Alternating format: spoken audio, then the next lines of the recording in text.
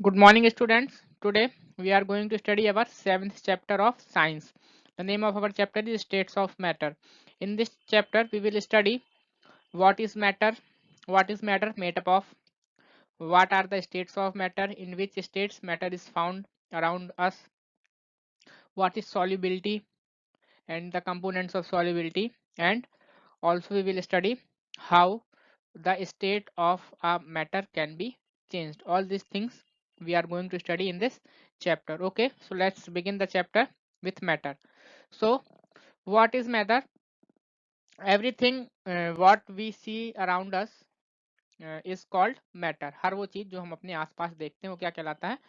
Matter कहलाता है. Okay, तो हर वो चीज जिसका which have a definite mass and occupies space is known as matter. This is the standard definition of the matter. Anything which has weight and occupies space is known as matter. हर वो चीज जो जिसका कोई वजन होता है, मास होता है और जो जगह को घेरती है, स्पेस को ऑक्यूपाई करती है, वो मैटर कहलाती है. ठीक, मैटर टाइनी पार्टिकल्स से मिलकर बना होता है जिसे हम मॉलिक्यूल्स कहते हैं. ठीक, और again this matter can be broken down further into smaller units which are called atoms. So we can say that atom is the smallest unit of matter. Okay, next. All kind of matter in world is made up of about 117 kinds of atoms. Atoms of the same kinds form elements. Atoms of different kinds combine and form compounds. So uh, approximately there are 117 kinds of atoms from which matter is made up of. So if the atoms are of same kind, then when together they combine they form elements, and when atoms are of different kind and when they combine they form compounds. Next,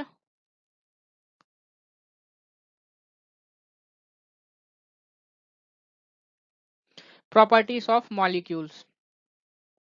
What are all the properties of molecules? So here molecules cannot be seen with naked eyes. Means molecules इतने छोटे होते हैं कि हम उनको खुली आंखों से नहीं देख सकते हैं, नॉर्मल आंखों से नहीं देख सकते हैं. हमें स्पेशल गैजेट्स, स्पेशल आइटम्स चाहिए उनको देखने के लिए.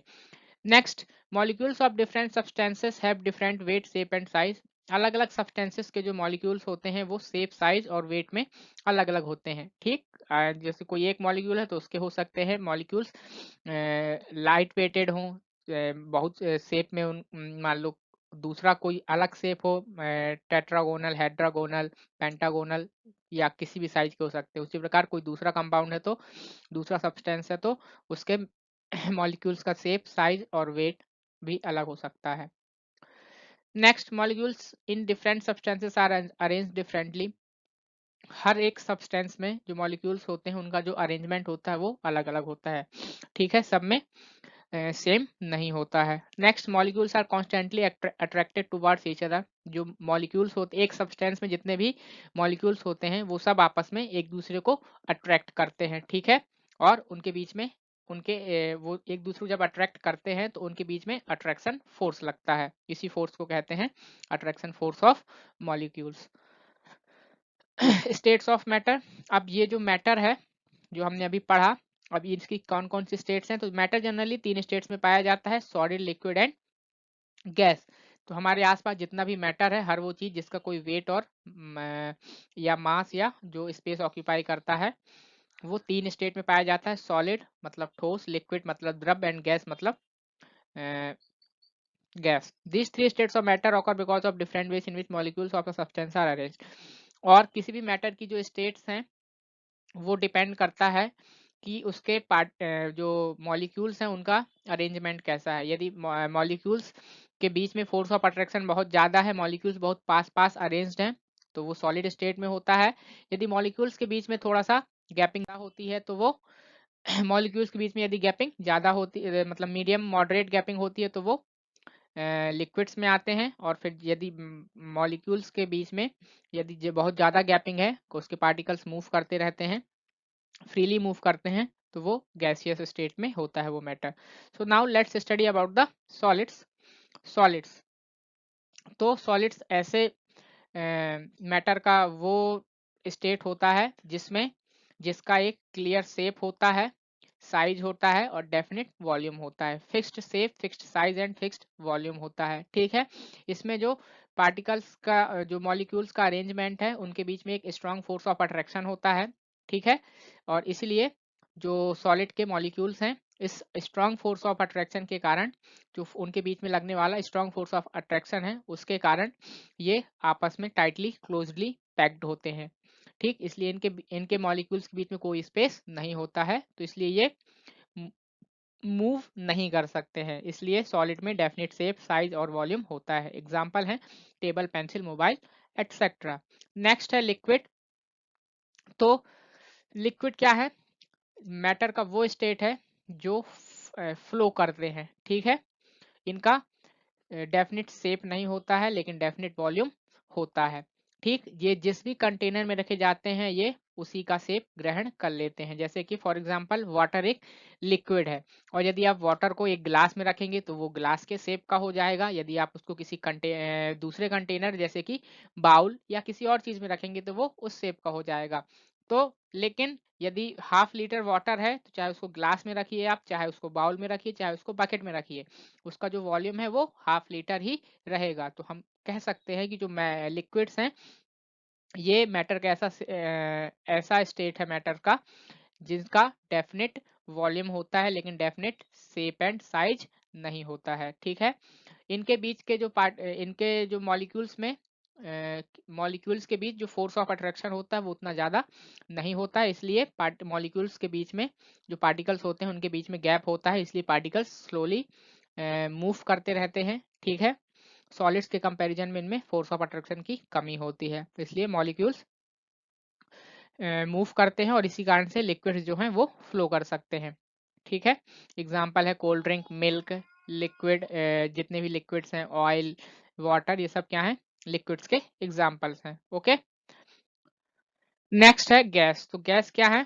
ये मैटर का वो स्टेट है जिनको हम हवा कहते हैं। इनके ना ही इनका डेफिनेट शेप होता है, ना ही इनका डेफिनेट वॉल्यूम होता है, ना ही इनका डेफिनेट साइज होता है। ठीक है, ये जिस भी चीज में रखे जाते हैं उसको वो पूरी तरह से ऑक्यूपाई कर लिए जाते हैं। जिस भी कंटेनर में रखे जाते हैं ये उसी के शेप के हो जाते हैं और उस कंटेनर को पूरा ऑक्यूपाई कर लेते हैं। जैसे एक रूम हो, वहां पे यदि हवा है तो उस पूरे रूम में वो हवा फैल जाएगी। ठीक, किसी एक जगह पे नहीं होगी, वो पूरे रूम का शेप ले लेगी, पूरे रूम में फैल जाएगी। इनके जो पार्टिकल्स होते हैं, मॉलिक्यूल्स होते हैं, उनके बीच very low force of attraction होता है। मतलब जो फोर्स ऑफ अट्रैक्शन है वो बहुत कम होता है, इसलिए इसके पार्टिकल्स इजीली फ्लो करते हैं और इसलिए इनका ना ही कोई डेफिनेट शेप होता है, ना ही डेफिनेट साइज होता है, ना ही डेफिनेट वॉल्यूम होता है। एग्जांपल्स हैं जितनी भी हमारी गैसेस हैं, जैसे कि ऑक्सीजन, जिसको हम जब इनहेल करते हैं, सांस लेते हैं, तो जिस गैस को अंदर लेते हैं ऑक्सीजन, फिर जब हम बाहर एक्सहेल करते हैं, बाहर सांस निकालते हैं, तो कार्बन डाइऑक्साइड रिलीज करते हैं। ये सब क्या है? गैसेस हैं। Water vapour, smoke, nitrogen, carbon dioxide, ये सब क्या है? गैसेस हैं। सो till now we have studied about the what is matter made up of, and we have studied in detail about the states of matter found around us, and that are solid, liquid and gases. Let's move ahead. Solubility. What is solubility? So solubility एक वो phenomena है कि जब कोई liquid में कोई भी substance पूरी तरीके से घुल जाता है तो वो solubility कहलाती है। ठीक है, solubility is a property of a substance to dissolve in some other substance to form a uniform mixture। तो solubility वो फिनोमेना है जिसमें एक सब्सटेंस दूसरे सब्सटेंस में पूरी तरह से क्या हो जाता है? घुल जाता है, और उनके घुलने से एक नया मिक्सचर फॉर्म होता है, वो कहलाती है solubility। ठीक, फिर ऐसे सब्सटेंसेस जो घुलते हैं वो सॉल्वेंट कहलाते हैं, सॉरी सॉल्यूट कहलाते हैं, और जो जिसमें जो सॉल्वेंट हमारे जिसमें हमारे सॉल्यूट घुलते हैं वो सॉल्वेंट कहलाते हैं। कहने का मतलब ये कि जैसे पानी में हम शक्कर मिलाएं तो कौन घुलता है? शक्कर घुलती है, तो शक्कर क्या है? हमारा सॉल्यूट है। और सॉल्यूट हमारा किस में घुला, पानी में घुला, मतलब शक्कर किस में घुली, पानी में घुली, तो पानी क्या है, सॉल्वेंट है। तो जनरली एक और उनके आपस में मिलने से क्या बना, एक मिक्सचर बना, और वो क्या कहलाता है, शक्कर पानी कहलाता है। ठीक है, मीठा जिसका स्वाद होता है। तो सॉल्यूट एंड सॉल्वेंट आपको समझ में आया। सॉल्यूट क्या है, जो किसी लिक्विड में डिसॉल्व होते हैं, ऐसे सब्सटेंस जो लिक्विड में कंप्लीटली डिसॉल्व हो जाते हैं, घुल जाते हैं, वो सॉल्यूट कहलाते हैं। और सॉल्यूट जिसमें घुलते हैं वो कहलाते हैं सॉल्वेंट। एग्जाम्पल है जैसे कि यदि आप दूसरा एग्जाम्पल आप ले सकते हो, नमक पानी। ठीक है, पानी में आप यदि नमक को घोलेंगे तो नमक पूरी तरह से घुल जाएगा, तो नमक हमारा यहाँ पे सॉल्यूट है। और नमक किस में घुला, पानी में घुला, इसलिए पानी क्या है, हमारा सॉल्वेंट है। ओके, नेक्स्ट है solids in liquids. So when the molecules of a solid find space between the space of molecules of a liquid, it mixes with the liquid. Such a solid is said to be soluble in that liquid. क्या होता है कि जब किसी solid को, जैसे कि नमक को हमने पानी मिलाया था, तो नमक क्या होता है, सॉलिड होता है। या चीनी को पानी मिलाया था, शक्कर को, शक्कर भी क्या होती है, सॉलिड होती है। तो जब किसी सॉलिड को हम लिक्विड में मिलाते हैं, तो हमने अभी पढ़ा कि लिक्विड में क्या होता है, उनके पार्टिकल्स के बीच में स्पेस होता है। तो वो सॉलिड्स के पार्टिकल्स जा करके लिक्विड्स के पार्टिकल्स के बीच में जो स्पेस है वहां जाके सेटल डाउन हो जाते हैं, डिसॉल्व हो जाते हैं, और तब हम कहते हैं कि ये सॉलिड इस लिक्विड में सॉल्यूबल है। ठीक, जैसे कि सॉल्ट, शुगर, ये सारे एग्जाम्पल मैं आपको बता चुका हूँ। ये है सॉलिड एंड इन लिक्विड्स। फिर लिक्विड्स इन लिक्विड्स, कई ऐसे लिक्विड हैं जो आपस में मिल जाते हैं।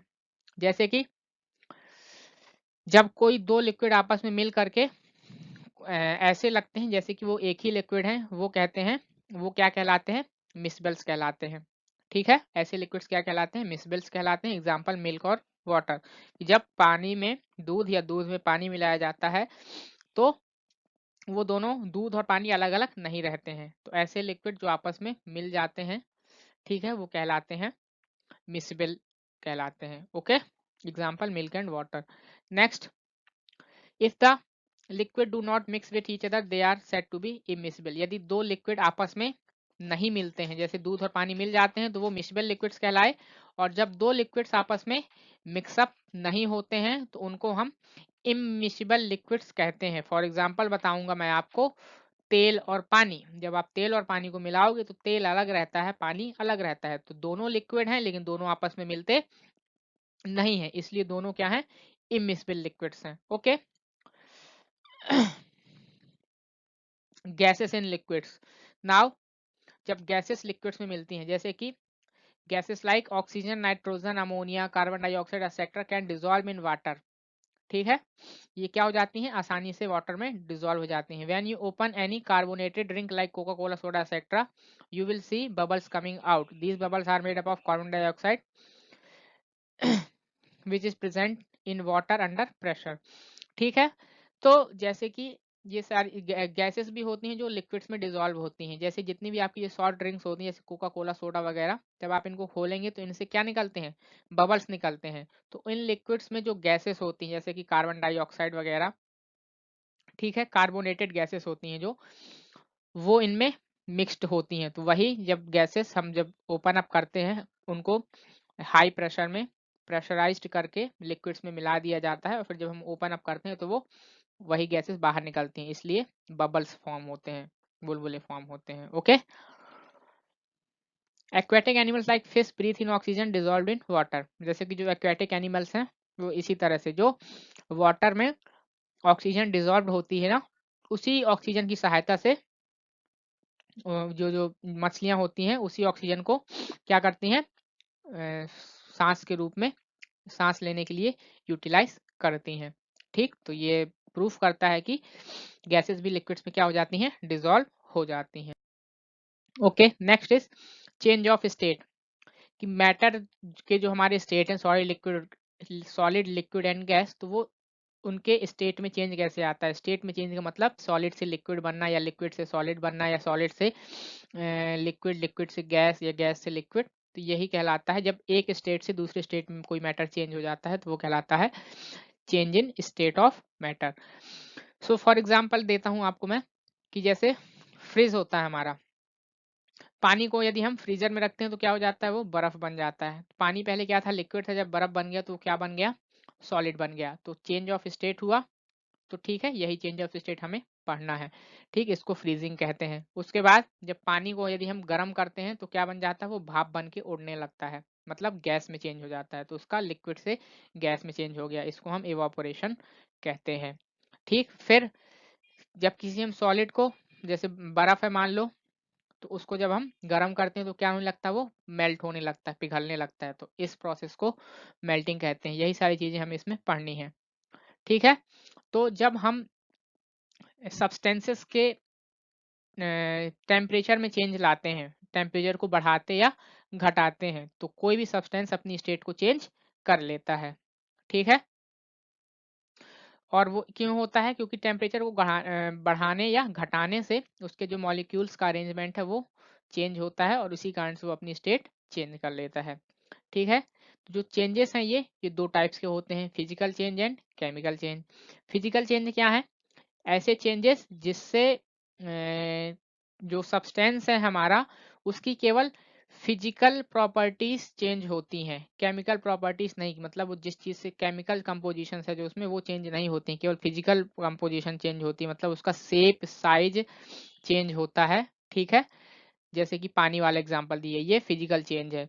फिजिकल चेंज मतलब जिसको वापस से हम दूसरी स्टेट में चेंज करना चाहें तो चेंज कर सकते हैं, ये फिजिकल चेंज है। और केमिकल चेंज ये है कि जिसमें जब सब्सटेंस की केमिकल प्रॉपर्टीज चेंज हो जाती हैं, जैसे दूध का फटना या दूध का दही बनना। ठीक है, तो उसमें दूध की प्रॉपर्टीज अलग थी और दही की प्रॉपर्टीज अलग होती हैं। जब दूध से दही बन गया तो वापस दही से दूध नहीं बनाया जा सकता। तो ये क्या है, केमिकल चेंज है। और फिजिकल चेंज, जैसे पानी से बर्फ बना तो बर्फ से वापस पानी बनाया जा सकता है, या पानी से भाप बना तो भाप से वापस पानी बनाया जा सकता है, तो वो फिजिकल चेंज है। होप आप लोगों को समझ आया हो। सो फिजिकल चेंज क्या होता है, एक प्रकार से टेम्परेरी चेंज होता है, और इसमें किसी न्यू सब्सटेंस, कोई भी नया सब्सटेंस फॉर्म नहीं होता है। ठीक है, और सब्सटेंस अपनी स्टेट तो चेंज करता है, लेकिन उसको हम वापस से सेम पुरानी स्टेट में चेंज कर सकते हैं, जैसे मैंने आपको बर्फ पानी का एग्जांपल दिया। ठीक, यही एग्जांपल यहाँ पे है। दूसरा है आपका केमिकल चेंज। तो केमिकल चेंज क्या है, जो मैं आपको बताया, ये एक परमानेंट चेंज होता है। इसमें एक या एक से नए सब्सटेंसेस फॉर्म होते हैं। ठीक है, एग्जाम्पल के लिए मैंने आपको बताया था दूध से दही बनना, ये क्या है, केमिकल चेंज है। और ये इरिवर्सिबल होते हैं, परमानेंट होते हैं, कि एक बार यदि ये चेंजेस हो गए तो फिर ये इनको दोबारा हम पुरानी स्टेट में नहीं ला सकते हैं। ठीक, उसी प्रकार जैसे कागज का जलना, तो कागज को जला दिया हमने तो नया सब्सटेंस क्या बना, एश बना, राख। अब उस राख से हम दोबारा कागज नहीं बना सकते हैं, तो ये क्या हमारा केमिकल चेंज है। So this was all about in your chapter. Hope you all understood. Please read the chapter carefully, and wherever you find any doubt, did not you did not got to understand any topic, so you can comment you can comment in our comment section the questions related which you don't get. Okay, keep studying. Thank you everyone. Goodbye. Take care.